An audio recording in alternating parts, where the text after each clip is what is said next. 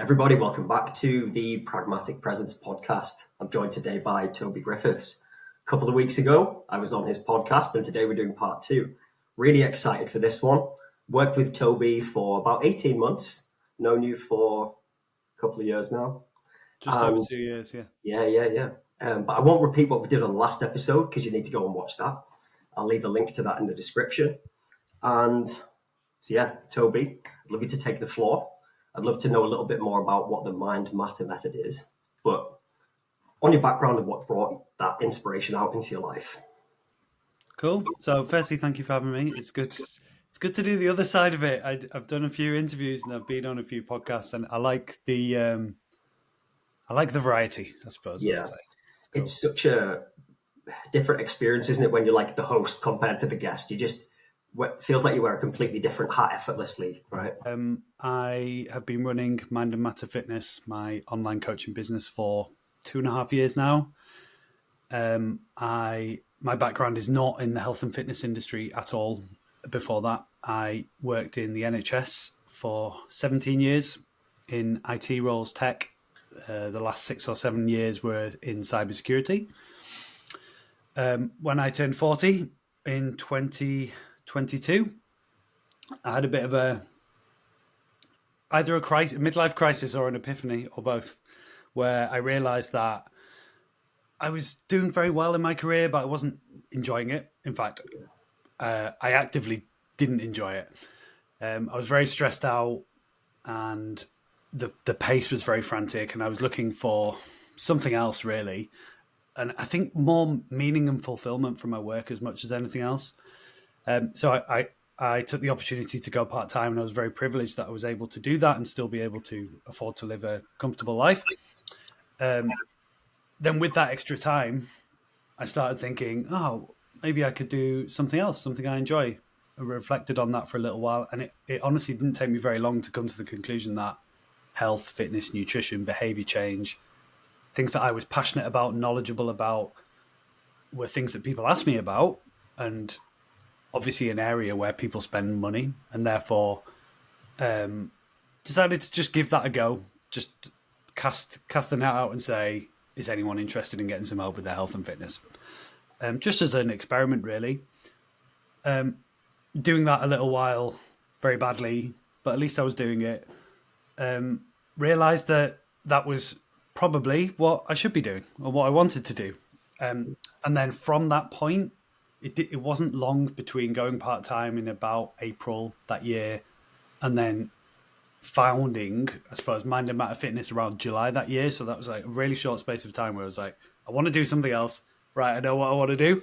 And then from that point, my goal was to build up the business so it was sustainable so that I could leave my 9-to-5, which I did in January last year.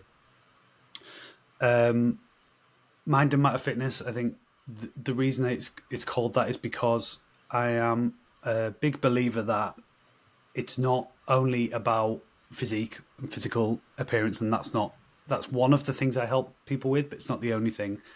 I'm really passionate about helping people improve their mental well-being, their cognitive abilities as well. That I want to help people move better and feel better, but also think better. Emotional health and spiritual health. I don't use that term because some people think... Yeah, it's a bit icky, isn't it? There's a lot of stigma around it, you know? Yeah, but that kind of intangible quality of there being something outside just mental health and physical health, I think, is something that I do believe. Do you focus on, you encourage clients to focus on their relationships and that type of thing as well? Yeah, so I believe that improving your physical health and how you feel in yourself can be the vehicle for improving other aspects of your life and self-improvement and growth. And I use that for my clients who want to do that. Not everybody wants to explore meditation, mindfulness. Not everybody... Some people have got amazing relationships. They don't necessarily need to do anything about it. But for those who do want to work on those kind of things, I provide the space for them to do that as well. Awesome. So, yeah, I've had guests on my podcast to talk about emotional health for men, self-criticism, negativity, and overcoming those kinds of problems, and other things that are outside just go to the gym and eat a healthy diet. Yeah. Do you find the clients that maybe don't directly want the mindset coaching from you, or whatever you coined that approach? You know what I mean? Do you find even when they say they don't want it, they end up benefiting from it anyway, just because they're doing the thing, and it maybe has like a knock-on effect in that area? Or Yeah, so I think there's guys that I work with that go all in, yeah, and they're like, oh, consume all the content, do all the stuff that I suggest they might want to explore. And those guys seem to just make amazing progress in their life. So I've got clients, for example, who started meditating since we started working together, relevant to this podcast and your interests, obviously. But also working on their physique, working with me closely as like a one-to-one client. When I speak to him, he tells me he's just happier. His life is better. And that's not just because he's lost some body fat and he's going to the gym. It's because he's working on these other things. That he says he's better at work, he's less stressed, his family notice, he's more patient, and all of these other benefits. I've got another client who, again, is someone who's very self-improvement oriented and growth mindset. He's overcome anxiety. He's overcome his what would you call it? I suppose resistance and internal worry about driving on motorways. Random example, but he's now doing that. Yeah, that's a huge change, isn't it? Yeah, so like something he hasn't been able to do for 10 years or 20 years or whatever. Wow. Joining a local men's group so he can meet new people. Like all these new ways he's grown in confidence that are completely outside the work that we're doing on physique. And then sounds like you've helped him like break down a lot of mental barriers. Yeah. Oh, by the way, I haven't directly done anything with him to say, let's work on that. Yeah. He's done that, but the vehicle for that is the fact that he's doing all of these other things. Yeah. And then I've got guys who probably do say, I'm just here for like the physique. And that's totally fine. Not everybody needs everything or wants everything. But even those guys, I think, do acknowledge the benefits they get to their energy levels, their confidence, maybe their awareness of their thoughts without necessarily acting on them, their stress levels, even if they're not directly saying, I'm going to work on reducing my stress levels, if that makes sense. Yeah, it does. So Toby's podcast, your podcast, it's the Mind and Matter Method, isn't it? I've just changed the name to be more search. Perfect question. What's the new name? So I'm not settled on this either, but I've changed it to Mind and Matter Fitness.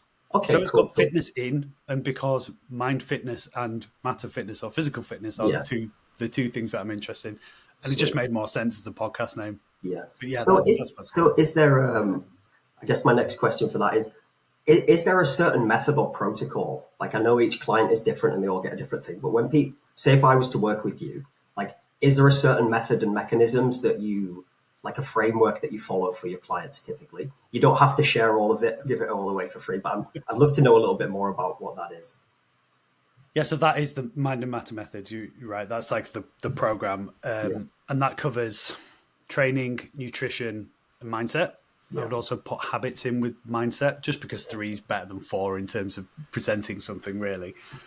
And the way I have built that is to start with the end in mind, to start with the aspirational identity of the people that I work with and what they want to achieve in their life. And just for context, I work with midlife men, really, like mid-30s to early 60s. They know about training and nutrition, but what unites them typically is they've struggled to find a program that they can stick with long enough that they get results. Right. That's the kind of the theme. So to build a structured, phased process for people, I started with the end in mind, the aspirational identity, and that incorporates a physique that shows the hard work they put in to achieve it, but it's also showing up as a leader for their family, their kids if they've got kids, progressing in their career if that's something they want to do, or if they don't enjoy their career, finding something else they do enjoy. A lot of them have side projects, or they're building like small businesses and things on the side of their work, helping them work on that. But then the internal growth as well, like we were talking about, relationships, emotional work, all of that. And then working back from that to say, okay, so that might take years. Not everyone wants to get there, Yeah. but what are the things that somebody wants and needs right now? And then how do you build on that so that you're not overloading someone at any one time with, like, if someone joins me my first 6 weeks and I go, right, we're going to work on your relationships, you're going to meditate, you're going to get 10,000 steps a day, not least the training in the gym and the nutrition, that's obviously too much. So it's about building it in a way that doesn't overwhelm. People do come for physique goals, so it's important to get them a result quickly. So we build from the foundation, so the unsexy stuff, learning about calories and protein if that's not something they've done, tracking their diet, getting to the gym consistently, pushing their training harder. But then once someone's got those foundations in place, you can start pushing them a bit further, and that's the way that I've built the program up. Awesome. And do you find a lot of those clients, and people typically maybe think they want the physique because that will get them the other things, but then they get the physique and then they realize, oh yeah, that isn't actually what I wanted, but it still makes all of the things I do want easier to get, or at least better. What's the question? Good question. You mentioned people typically come to you, well, sometimes they come to you because they want a physique change. Those people in particular, once they've achieved that, do they realize it's not all that, and they do want the things that your other clients maybe wanted? They just needed to go through that to discover it first. Does that ever happen? I'm a big believer that people fixate on, I want to be 10 kilograms lighter, for example, or 10 kilograms less body fat, let's say, or I want to be lean and defined. Yeah. Like with a bit of like definition, muscular definition. But is that what they're really seeking, or are they actually seeking confidence, a sense of accomplishment, and like I said a little earlier, is it about having a physique that they are proud of and shows the hard work they've put in to achieve it, and what that says about somebody?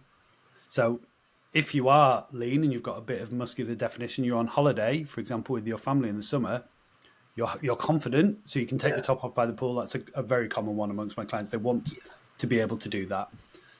But it also, other people, it shows them that guy is not only a good father, present father, he's there with his kids and like there with his partner, but also clearly he works on himself. Yeah. And is it that? It definitely shows a level of discipline, doesn't it?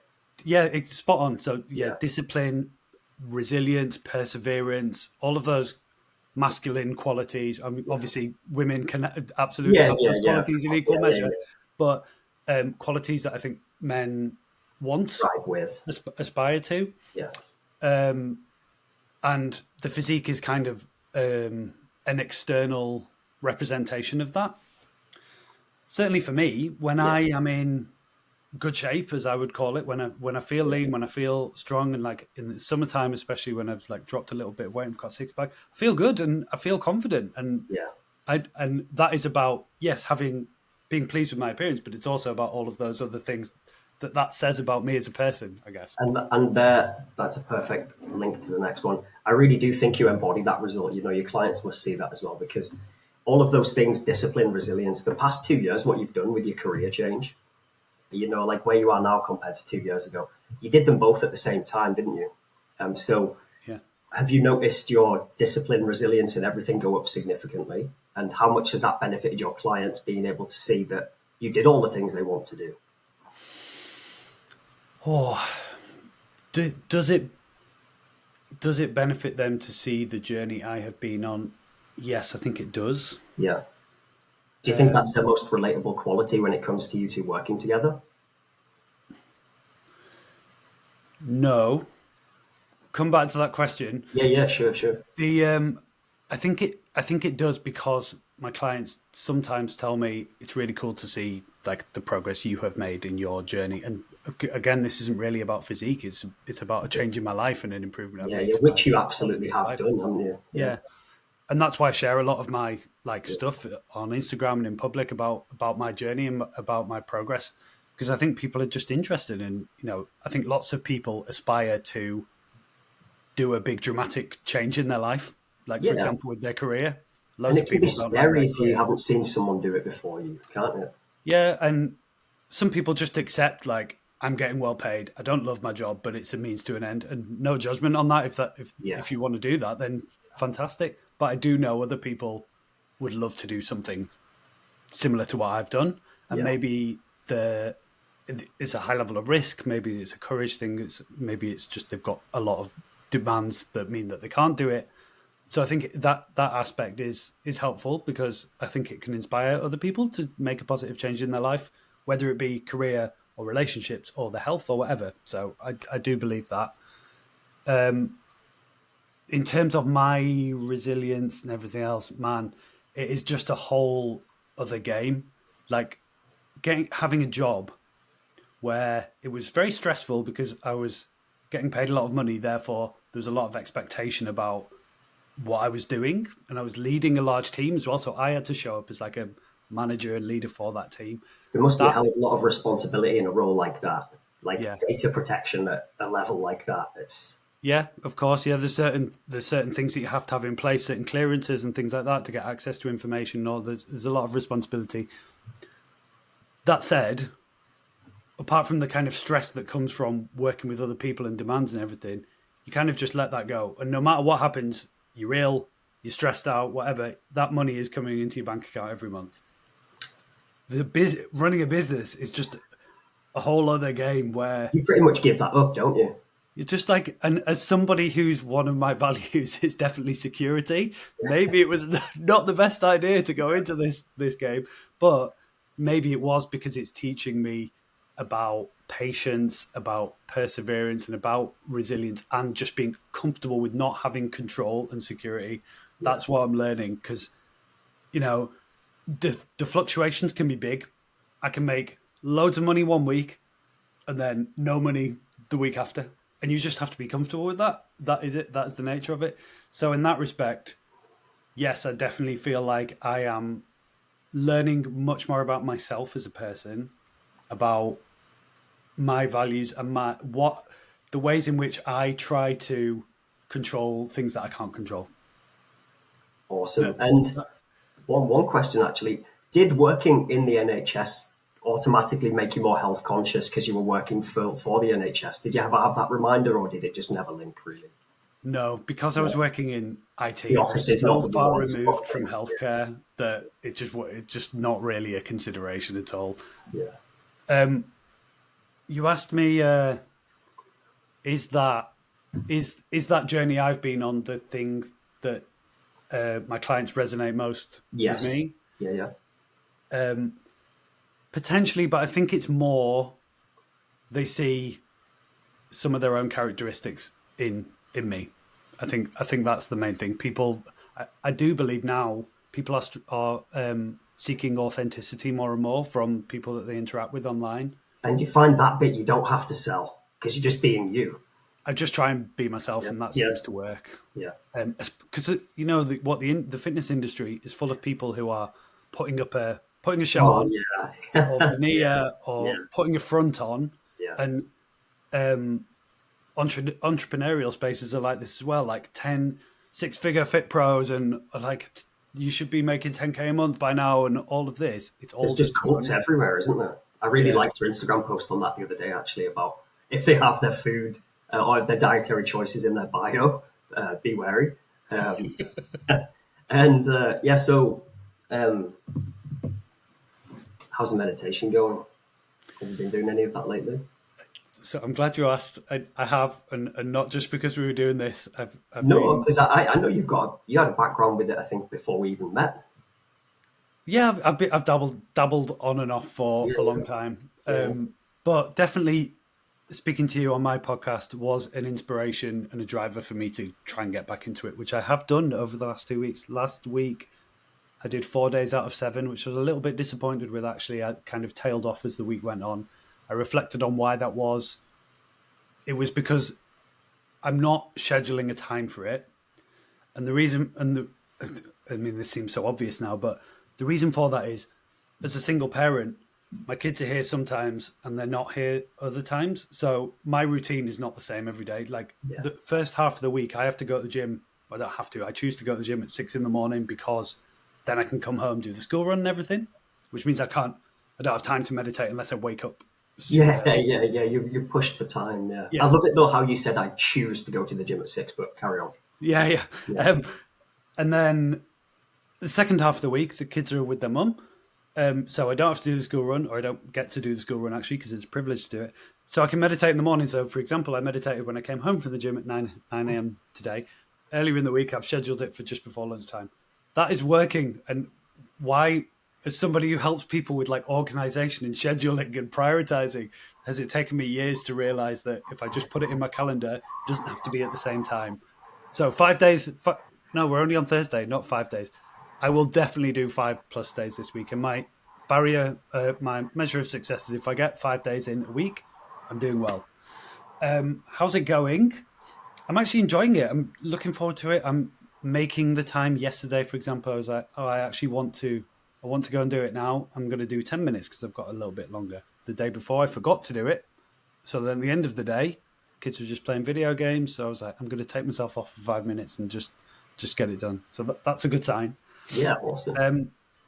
I think it's always something where I just notice the little things. So it's just like moments of gratitude, for example. Like my kids were just talking upstairs the other night, and we were sat downstairs and we could hear them talking. They were just having a funny conversation, and just having a moment of listening to them and just thinking, I'm really grateful that they're having a nice conversation, they're having a laugh together, because they've gone through periods where they are just fighting all the time. So You two boys, right? two boys, yeah. Two, So yeah. they're Typical brothers. 2.5, 3 years apart. So they're quite competitive and they argue a bit. So even more gratitude for the times where they're happy and they're getting on well at the moment as well. And I just felt like a moment of like happiness about that. So it's just little things like that yeah, I might have noticed them without meditation, but I do feel more in tune with those things Yeah. when I'm meditating regularly. And it's not like I have any big awakening or anything like that. I obviously not. Probably need to do a lot more meditation. But like you said, we don't need to. Like yeah, it's. But no, please continue. Sorry. Yeah, no, it's fine. Yeah, so I think I just noticed little things like that, and I also noticed some of the internal chatter a bit more. Yeah. Without it necessarily being something I act on, or I suppose to put it another way, I can separate myself from it a little bit more. So yesterday I was experiencing a bit of frustration, and instead of just being like, I'm frustrated, I was able to just be a bit more curious about it and say, so what is this? Where's this coming from? Like what's at the root of it? And I realized that I'm experiencing this like general frustration at the moment, that I read amazing books and get inspired by them, and I read newsletters regularly that I find really inspiring. There's loads of great ideas. I save loads of stuff, but then I have this frustration that when am I ever going to act on this? Like, am I good enough to act on it? Am I going to have time? When am I going to put this into practice and actually improve something? But just being able to realize that that's what it was, rather than just being, oh, I'm feeling crap. It's very freeing, isn't it? Those little moments of realizations. Yeah, so I need to keep doing it. I need to keep doing it and build on it, because I always feel better and I feel calmer when I'm in that practice, because I'm less prone to rumination and stress, and I can detach from it a bit. But like with many things that we all struggle with, we all know that there are things that we like and should do, but we don't always do them. Yeah, for sure. That's the challenge. I'm so glad you. To me, it's clear when someone's truly doing the thing, and it's going to be a different answer for everybody. I get that, and there's no wrong answer. Like, even if you said I've meditated and it didn't do anything, but it's working when someone mentions the little things and stuff like gratitude. Because. And I think that's what it's all about. It's the same with the exercise. When you're exercising, you notice the door's just a bit easier to pull than last time. And just things like that. And you're like, oh, yeah. And it just empowers the relationship with the thing to keep doing it, doesn't it? I think that's true for a lot of kind of self-improvement activities. I was talking to Lucy, my partner, about this yesterday, where she has had just like a long-standing niggly injury. I can't remember where it was, a knee maybe, or something like that.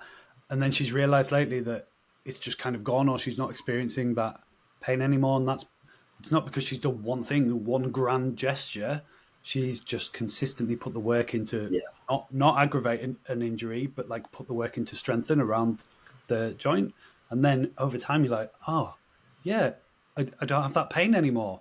And I think the same is true in meditation, where you're like, oh, I don't feel so much rumination that I used to feel, or wow, I'm really listening to what my son is saying, and I'm really feeling appreciative for his character and how funny he is, for example, or well, I'm really happy with my relationship, and I'm really glad this person's in my life. Just things like that.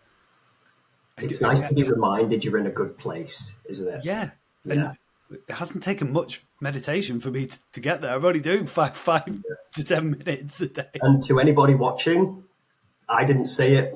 You know, I know, yeah. And that wasn't pre-prepared either. It's just a kind of realization as we're talking about it. yeah. It's and one thing, I'm very playful, as we both highlighted. You know, like with meditation, especially in the beginning when someone's getting into the routine, do whatever works for you. Just make the habit stick.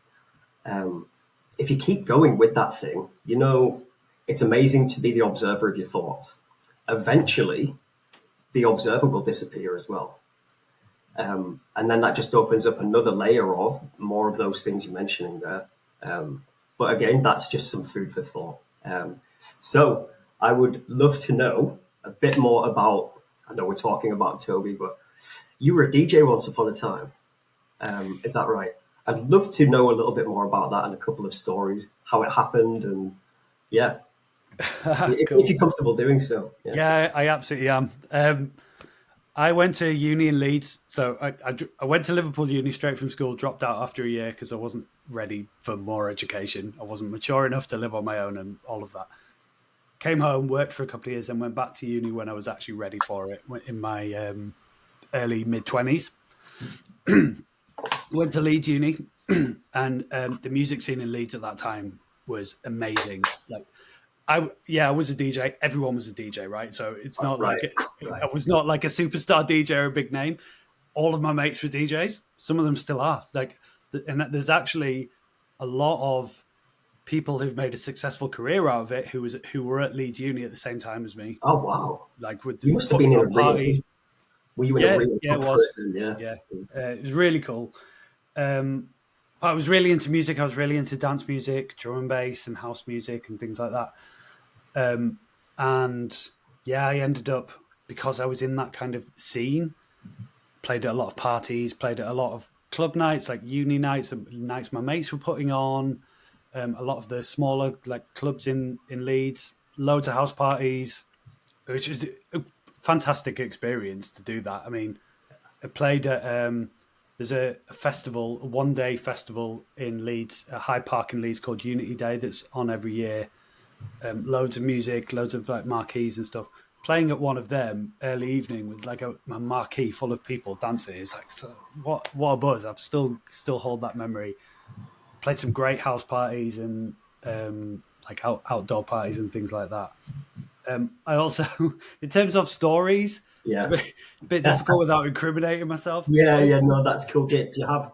Is there any funny ones that aren't going to do that? Yeah, I don't mind incriminating myself a little bit, to be honest. Yeah. So safe to say, in my 20s, I partied a lot. I experimented with a lot of different things. I had a nice time. Yeah. I didn't do very much for my health, but that's okay. Yeah. One of the things that a lot of us did was play on a pirate radio station that was in the city at the time. Well, again, like, what an experience! I'm so glad I got to do that. It must have felt like such a rebellious thing to do at that age as well. Yeah, it's so cool, and like just being on the radio on a Saturday morning with my mate and like presenting and playing music we liked. It's so cool. The fact it was on a Saturday morning is difficult. My mate Will, who I used to do a radio show with, was a lot more sensible than me. So a lot of times on a Friday night, we'd go out to a club. He would go home. I would go find a party in Hyde Park in Leeds, which was very party central. stay up all night and then go to the radio show, and then he'd have to end up doing all of the presenting, and I'd be like asleep on the couch or like trying to drag myself through it. One time, the transmitter for the radio show, the guy who ran the station, the transmitter was down or something, and he came into the studio and was like, "The transmitter's down, so we're not actually live. Come with me. We're going to sort it out." And I'm sure I must have been up all night because I'd always had been. And I was like, "Oh God, what are we doing?" So he drove us to some tower block somewhere in Leeds. We had to go all the way up the staircase and like help him put the transmitter out. Again, it was like pissing down with rain, freezing cold, just so like 10 people could listen to our radio show. It's just surreal to think about. Have you seen, just as you mentioned the tower block, have you seen people do nothing? There's so much of that is accurate. Really? Yeah. When that came out, it came out about the same time as we were on this. We were like, man, how have they captured the essence of pirate radio so well? It's an amazing, hilarious comedy. But I think they based it on a documentary as well, I think. Oh, did they? I think so, yeah. I'll try finding the link.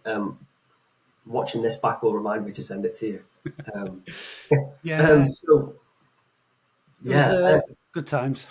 What was it? Just life happening in general? Was it when you moved away from that area that it kind of fizzled out, or? Yeah, so I was never very good. I've got good taste in music. I've got a diverse taste in music, and I'm pretty knowledgeable about music. I was not technically an amazing DJ. I was just in the right place at the right time, and it was fun. Having kids, growing up, all of the usual boring things that meant I had less time and more responsibility. Yeah. I've still got all my vinyl. It's actually in my ex-wife's garage, which is probably not the best place for it to be. Yeah. She reminds me now and then. I do plan on getting back into it at some point, getting some decks or something to play on, because I still love music. I still listen to passion. Yeah. You know, when DJs are playing their sets now and that type of thing, like, are they actually doing anything when they're twiddling those knobs? It's difficult because as the technologies come on, it's much easier to just press a button and then, like you say, just pretend you're doing loads of stuff. I mean, a proper DJ, yes, the DJs that I like and the producers that I like are doing their own thing. Yeah. But like a David Guetta or, like those. Yeah, they never look like they're doing much. Yeah. I mean, a lot of the time it's probably not even plugged in and they're just like wiggling the knobs. So yes, it's very easy to get away with not really doing anything. But there's still a scene of authentic DJs and producers with integrity who are doing it. Do you have any DJs that you'd recommend listening to, like of any sort? Yeah. Depends what music people like, but just any random examples. Overmono are an amazing like house rave act. The two brothers, I saw them live last year. They do like live stuff and their music's brilliant. Bicep I really like. Bicep are awesome. Yeah. There's a female producer called Hai, Haai. I really like her music as well. It's quite intense, but I really like that. It's good gym music. Yeah. Nia Archives. Some of her stuff's a bit commercial, but some of her more jungly drum and bass stuff's really good. Many more. I've got a gym playlist, and there's like loads of this stuff on there. I'll share the link with you if you're into thank you for sharing that, and just for the viewers as well. I don't think any of us can ever have enough music in our collection, can we? Yeah, and it's such a limitless, beautiful thing. Yeah, it's so accessible nowadays that you can just go and discover things and see if there is anything out there that you like. Yeah. My next question, I probably should have asked this when we were talking about the cybersecurity, but hey ho, casual conversation. Yeah. When you were working in the cybersecurity role, is there anything there that you noticed in terms of personal growth that was really beneficial that you were able to then apply to other areas of life? When you sent me these questions, I was like, that's such a good question. I could never imagine being asked that in my life. Like if you said, in 3 years' time, someone's going to ask you about the parallels between cybersecurity and personal growth, I'd be like, what are you talking about? And also, I'm glad you're not putting me on the spot with that question as well, because I'd be here all day trying to think of what Oh to say. yeah, I definitely wouldn't want to do that. I tried to think about it and I think there's a couple of things. Yeah, One of the big themes or principles, one of the underlying principles of cybersecurity is be proactive, not reactive. So prevention is better than cure. If you can identify a threat before it becomes an incident or something that's actually happened, obviously that's better and easier and cheaper than cleaning up after an event has happened, if that makes sense. yeah. And I think that is definitely true in health and other self-improvement domains, where a little bit of being proactive and a little bit of looking after yourself pays off and is much more beneficial than waiting until something bad happens to you and then reacting to it. So would you say it's made you very like tactically preventative, if lost for better words? I think it made me think about other ways I could be more proactive Yeah, in my life rather than reactive, I would say. sure. And I think one thing that's helped me in terms of my business and helping guys to through the active behavior change is knowing that you think cybersecurity, you think hackers in hoodies, that's the cliche, and like loads of guys sat in front of screens with like all these visuals on and like the Matrix. And there is a technological side of it, but the change comes. This sounds so cheesy, but it is true. Change comes from people, not technology. The people are at the core of any technological change. It's not about having this whiz bang new piece of software that's going to detect everything or fix all your Supercomputer that does all the work for you. Yeah, but Yeah. people are at the core of change when it comes to technology or behavior change, and I think It'll always need your inputs, won't it, at the right time? Yeah. yeah. But what I mean is, if you're trying to convince somebody that this piece of technology, for example, is the solution to their problems, it's less about selling the technology and more about building a rapport with the person. So Yeah. the person is key to the change. What are So your that's a little thoughts on? bit tenuous, but that's another thing that I took with me. There was something else I was going to say, and I've forgotten what it is now. Oh yeah, if I can. Yeah, of course. Yeah, yeah. Go ahead. Yeah. What has benefited me personally massively is when I was doing project management and things like that. You're managing loads of different things at the same time. You're managing lots of different people. You need to be really organized. You need to be able to prioritize. Like that skill has served me so well because I am pretty organized. I'm pretty focused, and That without all leads of into my those like next skills that I learned from my previous career, I don't think I would have been able to do this so effectively. That leads on to my next question, but I've got one other just before we go to that. You must have quite a healthy relationship with AI then that a lot of people are fearful of. If you've seen it from the inside out and you know that relationship without putting words in your mouth, does the future of AI excite you or does it frighten you? You didn't have this on the list, but I'm so I'll answer first. For me, it's a little bit of both. I'm really excited for what it could do, but knowing humans and what we're like, I think we just need to err on the edge of caution with that. But yeah, I'd love to know what your thoughts are on that as well. And that one totally came out of the blue. I didn't. No, that's cool. I'm really glad you asked because just coincidentally, I am absolutely fascinated by this topic at the moment, and I'm reading more and more about it, particularly the ethics of AI. That's what I'm interested in, and the prompt for this was finding out about OpenAI's new graphics engine, basically that can do amazing graphics without human intervention, just with the prompts. And I've seen people saying, this is cool, like it's going to save me so much time, or I'm going to save money on my Canva subscription, for example. I don't need to do all this annoying design work anymore, which is good for an individual. Yeah. But then I started thinking, what does that mean for design and art? It's the creativity, isn't it? That's the bit that Yeah. you probably have a better insight than most people if you've you come from a creative background with the DJing, right? Yeah. Yeah, that does play into it. And yeah, there's AI generated music as well now. And that's sent me down a rabbit hole of what is art? How does human expression play into the future of creativity in relationship to AI? And I've now started looking at so my instinctive reaction is that is bad. Yeah. I want music to be made by a human who are with like human experience, who's expressing something. And the same is true with kind of photography or other creative work. But now I'm trying to read the other side of the argument as well, so I can have a more informed view rather than just reading stuff that confirms what I already think. Yeah. So I suppose that does illustrate. First, I'm very interested in it, and this is only a recent thing in the last few weeks that I've really started thinking about it. I use ChatGPT all the time, like every day, for It's incredible, isn't it? ideas. It is. It's incredible, not only as a tool, but because it learns from you, and therefore it becomes better the more you use it. Yeah, absolutely. It was even able to guess my Myers-Briggs personality type. Really? Yep.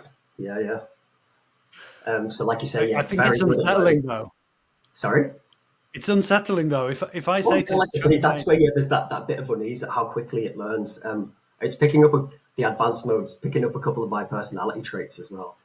yeah. So, I mean, it is amazing. I use it to bounce ideas. I use it for menial tasks. I use it to solve like maths problems that I just want to get sorted, and loads of different things. I don't use it for writing or art or whatever you might call it.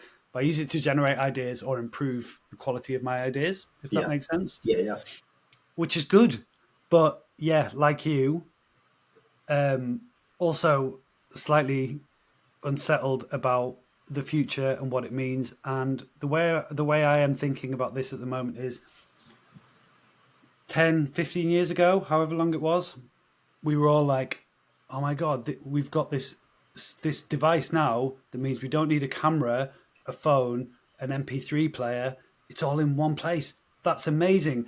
Life's going to be so great. And now there's a whole industry in technology that's designed to stop you looking at your phone so much or get off social media, because we sleepwalked into this situation where this is amazing, and then we became more and more reliant on it. And then We now do it with fucking everything, don't we? We go as hard that way as we can and then push back that way.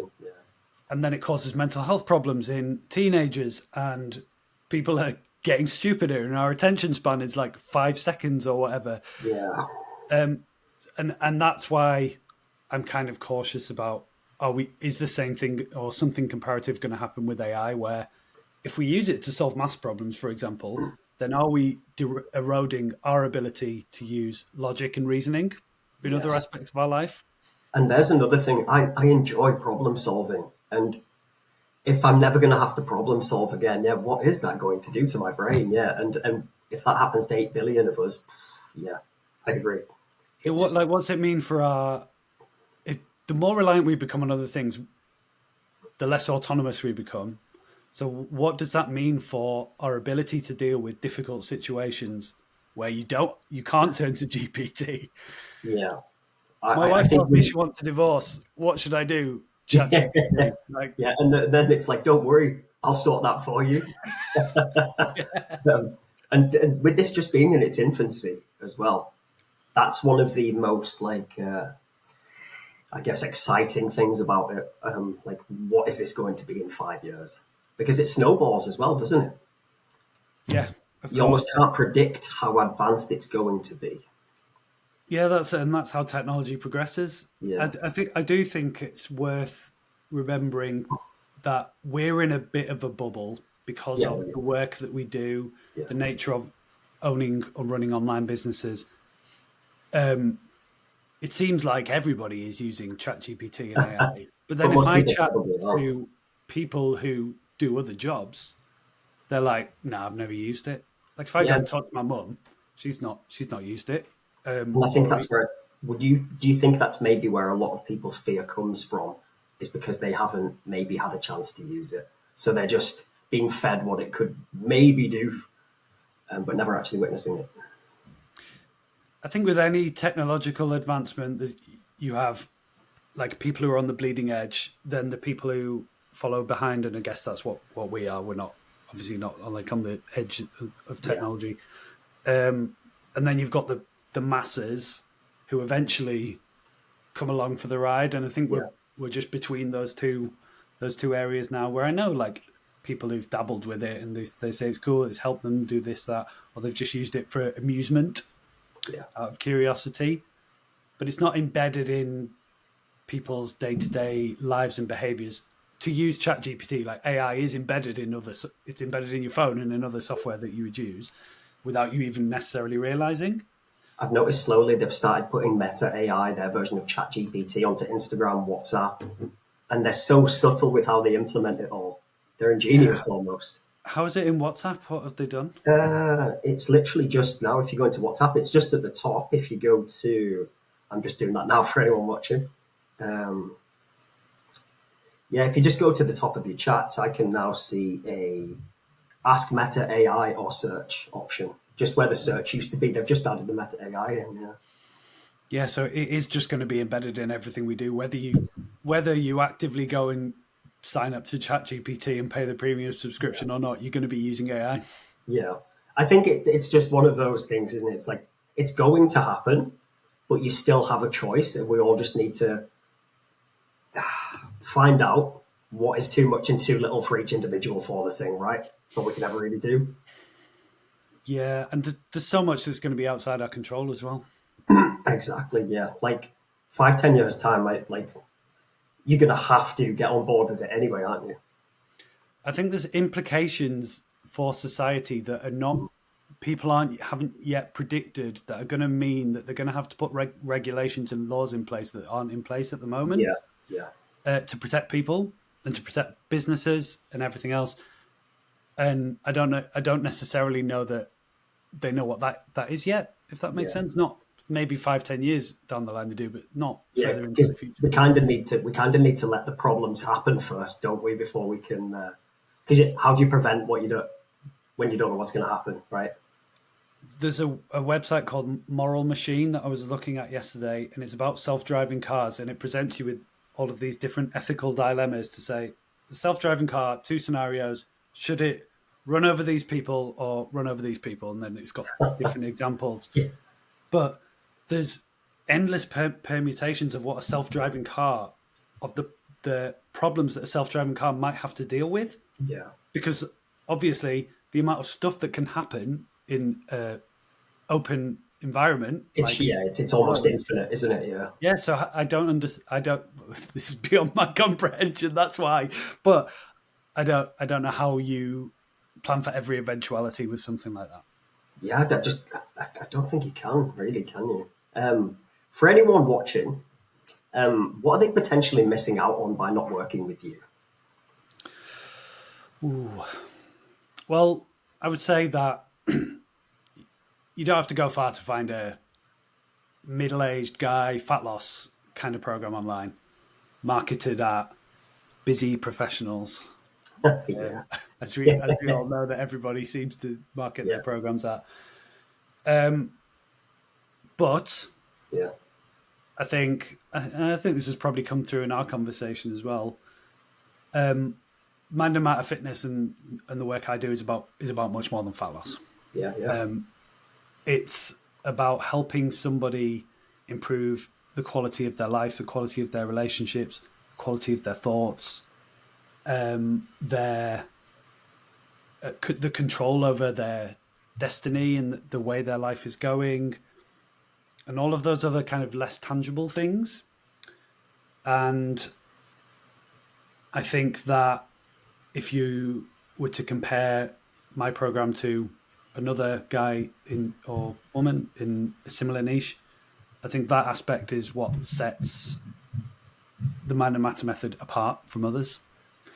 I think community is a huge aspect of my program, and I know that there are guys who have stayed around for so long because they've had the support and the accountability and the friendly competition that comes from an inclusive, accepting community of guys. There's no ego, which is obviously quite different for the fitness. Yeah. There's people hold themselves to a standard, and we hold each other to a standard, but it's not like overly competitive or arrogant or anything like that. But I know that there are guys that when they see other people sharing their achievements from their workouts, they're like, I better go and do my workout. Yeah. And supporting each other, lifting each other up when they've got problems. Like there's an alcohol support group in the community, for example, because a lot of guys are working on that. There's at least one guy who's like completely transformed his relationship with alcohol this year, just from working in that and being part of that community, which is really cool. Well done. So there's that aspect. And then I think, just to blow my own trumpet a little, I think I have managed to create a method and a way of doing things around training and nutrition and mindset and everything else that I know has helped people who've struggled in the past to stick with something like this to believe that they can actually do it. Because if you want to go all in and do 4 workouts a week and 15,000 steps a day and restrict calories, we can do that. But most of the time, for most people, especially if you are a busy professional, you don't have time to do that. Or you certainly don't have time to do that every week. And I think I help people to frame every week as an opportunity to be successful, even if they've got a lot of other things on their plate, which people inevitably do. And I think that's why people stick around. Awesome. And I used to call you Mr. Productivity. I still do, just don't get the chance to do it that often anymore. But is there one little hack that you really like at the minute that you could maybe share with the viewers? Just one little productivity hack they could maybe try in their daily routine. Yeah, so I don't like the idea of hacks. Okay, like a mechanism or a routine or something. Yeah. I'm being pedantic, but I'll explain. But it is important. I think people think productivity and they think, I just need the right tool or the right system or the right thing, and that's going to allow me to finally be at my best. Yeah, I think productivity is more about mindset than it is about anything else. I think building your productivity system about around your perfect week works great when you have a perfect week, but how many of them do we actually have? So I'm guilty of this all the time. If I just move my calendar this way, then finally I'll nail it. Yeah. And then life hits and you're like, oh no, I didn't plan for that. But if I could offer one piece of practical advice, maybe one mindset related one and one practical one. The practical one I would say is a positive and productive day starts the day before. So if at the end of your day you are not kind of shutting down properly, you're leaving loads of open loops that are going to impact on your evening and your focus and your productivity the day after. So if you don't already have a shutdown ritual at the end of your workday where you just process all your notes, plan what's happening the day after so there's no surprises, write down like your top 1 or 2 priorities, what you want to achieve the next day, start doing that, because that's 10 minutes that's going to pay off in hours of increased productivity down the line. That is like the one thing, non-negotiable thing that I do every single day. I've got a list in TickTick that's like, do this, do this, do this, do this. And then I'm like, I'm done. Yeah. And that improves your quality of life as well. One mindset related tip is to stop approaching every day or every week from the mindset of how much can I achieve this week? Because that list is endless. Yeah. Every email leads to more emails. Every message leads to more messages. There's an endless amount of work that you will have. But if you approach every day from the mindset of what would it mean for me to consider today a good one? And then you actually write down what that is. That allows you to approach work not from I'm going to finish everything, but from the perspective of if I do this, then today's been good. So for example, Thursdays for me are like my creative day. So I record my podcast on a Thursday. Yeah. Probably won't do it today because we're doing this one instead. But I know if every Thursday, if I've written and scheduled a newsletter and done a podcast, either with somebody like this or one of my own podcasts, then I can say I've delivered something of value to my clients and to my audience, and that's a good day. Yeah. And that there's loads of other things that I would like to do, but if I do those things, I think, well, it doesn't matter what happens the rest of the day. At least I've delivered something helpful to someone. And that makes the day a win, right? Yeah. So every day can be a win, but I think if you are into productivity or you're into like self-improvement, it's really easy to fall into the trap of thinking it's never enough. There's always more. I could be doing better. And like, I say this as someone who deals with this every single day personally. Yeah. But if you start thinking, well, what would allow me to say this day was a win, then it's just a massive reframe. Awesome. Toby, we're definitely going to do this again, hopefully in a couple of months' time.